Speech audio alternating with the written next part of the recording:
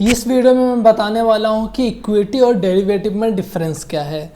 Equity का मतलब simple यही होता है कि जिसका खुद का एग्जिस्टेंस हो, जैसे आप, मैं या कुछ और भी चीज़ जिसका खुद का एग्जिस्टेंस हो उसे मतलब इसको इक्विटी जैसा मैं बस एक एग्जांपल लेने के लिए बता रहा हूँ। जैसे मान लो आप एमआरएफ, ओके।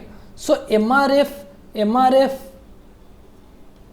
का एक एमआरएफ स्टॉक है, कंपनी है, उसका एक स्टॉक है एमआरएफ जिसका प्राइस मान लीजिए 70,000 चल रहा है अभी। इक्विटी में अगर मुझे इसका एक स्टॉक बाई करना है तो मुझे 70,000 रुपये देने पड़ेंगे एक स्टॉक के लिए। इसे इक्विटी बोलते हैं। बट डेरिवेटिव क्या होता है? डेरिवेटिव का खुद का एग्जिस्टेंस नहीं होता है, वो किसी और को डेराइव करता है for a particular period of time. Again मैं फिर से रिपीट कर रहा हूँ, इक्विटी का खुद का एग्जिस्टेंस होता है, डेरिवेटिव का खुद का एग्जिस्टेंस नहीं होता है। वो इक्विटी के प्राइस को डेराइव करता है for a particular period of time. Example के तौर पे मान लीजिए एमआरएफ। पहले तो मैं बता दे रहा हूँ कि इक्विटी तो क्लियर हो गया कि जैसे स्टॉक के बारे में मैंने आपको बताया। डेरिवेटिव में दो टाइप्स होते हैं। डेरिवेटिव्स के दो टाइप्स होते हैं। एक होता है हमारा ऑप्शंस और दूसरा होता है हमारा फ्यूचर।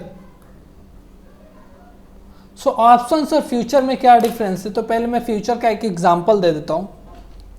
फ्यूचर क्या होता है कि एक मान लो एक किसी ने खेत में धान बोया, धान का खेती किया, ओके, और उसने खेत में धान अभी भी खेत में ही है और 2-3 महीने वाला उस धान का फसल कटने वाला है, लेकिन उसने पहले ही डील कर लिया आगे किसी रिटेलर से या ब्रोकर से, किसी से भी, कि 3 महीने बाद अब इसका प्राइस मुझे 5,000 चाहिए, और दूसरा जो लेने वाला है उसने भी बोला कि ठीक है 3 महीने बाद मैं इसका प्राइस 5,000 रुपये दूंगा। अभी करंट प्राइस भले ही कुछ भी हो, मान लो 5,500 हो या 4,500 हो। दोनों ने ये डील कर लिया कि ठीक 3 महीने बाद मुझे हम दोनों के बीच का ये जो कॉन्ट्रैक्ट है इस पर्टिकुलर सामान के लिए ये 5,500 का होगा।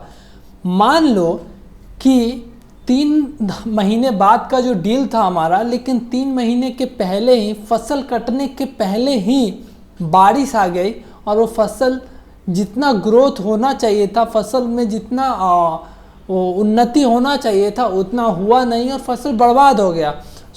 उसका जो रेट है गिर के 5,500 से 4,000 आ गया या 4,500 आ गया। उससे उसको मतलब नहीं है, क्योंकि कॉन्ट्रैक्ट आपने फ्यूचर में किया हुआ था।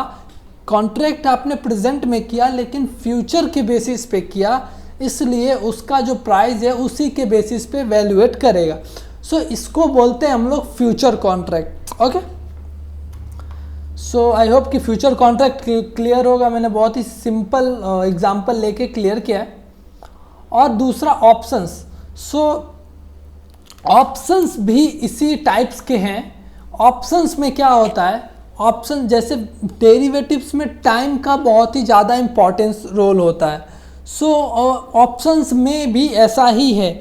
और अगर ऑप्शंस की बात करें हम लोग ट्रेडिंग पर्सपेक्टिव से, एक स्टॉक है, जैसे अगर एमआरएफ का ही मैंने एग्जांपल लिया। एमआरएफ और ऑप्शंस क्योंकि वीकली होते हैं हमारे एनएससी बीएससी में, मान लो कि एमआरएफ का एक स्टॉक है, वीकली मतलब, और क्योंकि ट्रेडिंग डेज 5 दिन ही होते हैं, फ्राइडे, सैटरडे और संडे ऑफ होता है। मान लो कि 5 दिन का हमारा ट्रेडिंग आवर है एक वीक का, और एमआरएफ का कुछ मुझे एटीएम मिला। अब एटीएम ऑप्शन सीखने के लिए पहले हमें ये सीखना पड़ेगा कि एटीएम, ओटीएम, आईटीएम क्या होता है। तो मैं ऐसा करता हूँ कि इसे मैं नेक्स्ट वीडियो में बताता हूँ ताकि अच्छे से इसको क्लियर कर पाऊँ, ओके। आज के लिए इतना ही, मिलते हैं नेक्स्ट वीडियो में।